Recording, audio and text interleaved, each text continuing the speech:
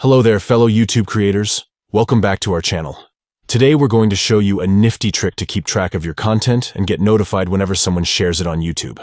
So, let's jump right in. Step 1. Click on your profile picture. To begin, locate your profile picture in the top right corner of the YouTube website. Give it a click and a drop-down menu will appear. Step 2.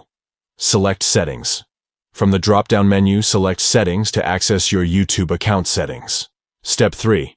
Click Notifications. Once you're on the Settings page, look for the Notifications tab and click on it. Step 4. Under General, turn on Shared Content. Scroll down to the General section and keep an eye out for the option labeled Shared Content. Make sure to toggle the switch to enable notifications for whenever someone shares your content. Now you'll never miss a beat when it comes to your YouTube videos being shared. Stay in the loop and engage with your audience as they spread your content across the YouTube community. Remember to like this video and subscribe to our channel for more helpful tips and tricks for YouTube creators. Thanks for watching, and we'll catch you in the next video.